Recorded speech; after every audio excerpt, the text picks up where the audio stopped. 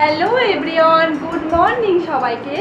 তো আমরা আজকে খুবই সকাল সকাল উঠেছি। আমরা যাচ্ছি আজকে গোপালপুর একটা ছোট্ট ট্রিপে।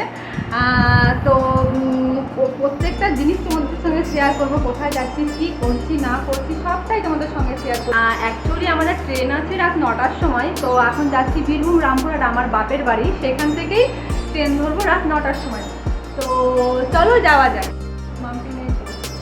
তো এই যে আমার পুরো ফ্যামিলি একদম রেডি। তো চলো যাওয়া যাক। আর আমাদের গাড়ি আগে থেকেই বলা ছিল। তো আমাদের ট্রেনটা হচ্ছে ব্যান্ডেল থেকে, সেহেতু আমরা বাড়ি থেকে যাব এবার ব্যান্ডেলে। আর এখন তো জানো ভীষণ গরম পড়েছে। আমরা সকাল সকাল বেরিয়েছি তবুও এত গরম লাগছিল। আর এদিকে আমি গাড়ির জানালাও লাগাতে পারছিলাম না, কারণ আমার না গাড়িতে উঠলেই মানে শরীর খারাপ করে গা গোলায়। তো আমি এসিও চালাতে পারি না, মানে গাড়িতে উঠলেই মানে আমার যেমন জানালা খোলা থাকে। আর এদিকে ট্রেনে উঠে পড়েছি, ট্রেনেও যেমন ভিড় সেরকম গরম। আর যাচ্ছি এখন বীরভূম, আমার বাপের বাড়ি রামপুরহাট। বাপের বাড়ির ভিডিও আমি নিতে পারিনি, কারণ ট্রেনটা প্রচুর লেট করেছিল, দেরি হয়ে গেছিলো আর প্রচণ্ড টায়ার্ডও ছিলাম। তো এখন আমি চলে এসেছি রাত্রেবেলা, রাত 9টা বাজে এখন রামপুরহাট চলে এসেছি স্টেশনে। আর পরের দিন সকালবেলায় আমি উঠে একদম জানলায় বসে আমি বাইরের দৃশ্যটা দেখছিলাম, ভালো লাগছিল দেখে। এইবার স্টেশন এলেই আমরা নামবো। তো আমরা নেমে পড়েছি ব্রহ্মপুর স্টেশনে। আর সেখান থেকে আমরা একটা অটো রিজার্ভ করে নিলাম, এবং ওখান থেকে পুরো আমাদের ডেস্টিনেশন যেতে প্রায় 40 মিনিট মতো লেগেছিল। তো ফাইনালি আমরা পৌঁছে গেলাম গোপালপুর বিচে। আর এখানে এন্ট্রির জন্য টিকিট কাটতে হয়। আর তো আমরা টিকিট কেটে নিলাম। আর এইদিকে চলে এসেছি আমরা আমার রুমে, আমাদের ওপরতলায় রুম।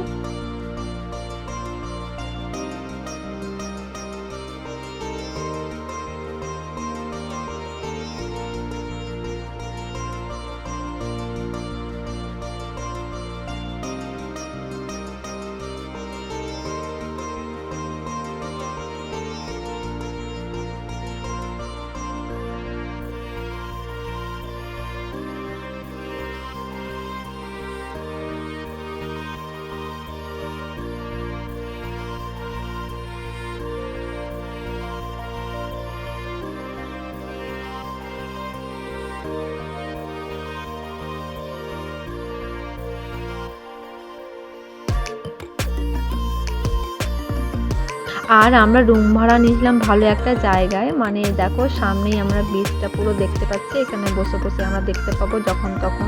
চলো তোমাদের এক ঝলকে ভিউটা দেখিয়ে দিই।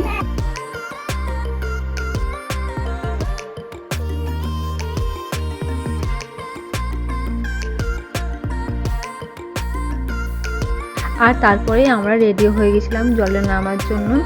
আর আমাদের রুম থেকেই রাস্তা করা ছিল এই জলে যাওয়ার জন্য।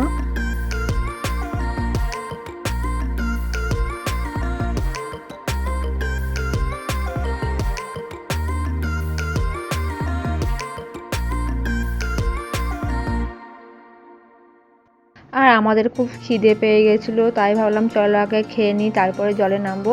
আর এই রেস্টুরেন্টটা হচ্ছে আমাদের যে রুম ভাড়া নিয়েছিলাম তার অপোজিটে, একদম পাশাপাশি, খুব ভালো জায়গাটা।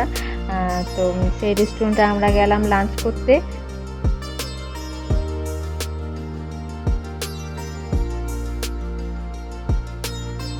তারপর লাঞ্চ টাঞ্চ সেরে আমরা এনজয় করতে গেলাম জলে।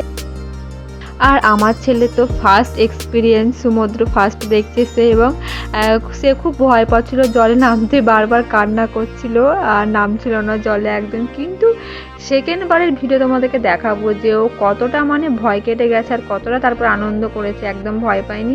তারপরে বিকেলবেলায় আমরা রেডি হয়ে গেলাম, বললাম চলো একটু ঘুরে আসি। তো আবার বিচে একটু এলাম, বিচে একটু সমুদ্রের ধারে বসে ঝালমুড়ি সব কী খাবার সব আমরা খাচ্ছিলাম, আর সমুদ্রের ঠান্ডা ঠান্ডা হাওয়া উপভোগ করছিলাম। আর সন্ধেবেলায় দেখো জায়গাটা কত ভিড়, কতটা জাঁকজমক। আমরা যে এরকম দুপুরবেলা স্নান করছিলাম সমুদ্রে অতটা ভিড় ছিল না, কিন্তু এখানে দেখি সন্ধেবেলায় এতটা ভিড়, এতটা জাঁকজমক, খুবই ভালো লাগছিল। তারপর আমরা চলে গেলাম দোকান, সেখানে মাছ ভাজা খেতে। আর দেখো কত রকমের মাছ ঝুলিয়ে রেখেছে। তারপর এখানে কাবাবও নিয়ে নিয়েছিলাম। আর এই দেখো এই জিনিসটা খেতে আমার কী যে ভালো লেগেছে, রাবড়ি। তো আমি যতদিন ছিলাম ততদিন আমি দুটো করে রোজ খেয়েছি রাবড়িটা। তারপরে আমরা ঘুরতে ঘুরতে আর হাঁটতে হাঁটতে দেখি একটা সুন্দর রেস্টুরেন্ট। তো ভাবলাম চলো সেখানে যাওয়া যাক। রেস্টুরেন্টটা ছিল দোতলার ওপরে। দেখো কি সুন্দর খোলামেলা ফাঁকা জায়গা, কি সুন্দর একটা ভিউ, কি সুন্দর হাওয়া দিচ্ছিল। তারপরে আমরা অর্ডার করেছিলাম ক্রিসপি চিকেন, আর এদিকে ছিল মকটেল আর আমার ফেভারিট অলমোস্ট কোল্ড কফি। এখানকার রেস্টুরেন্টটা কিন্তু খুব সুন্দর ভিউ ছিল, চারিদিকটা কিন্তু খুব সুন্দরভাবে সাজিয়েছে।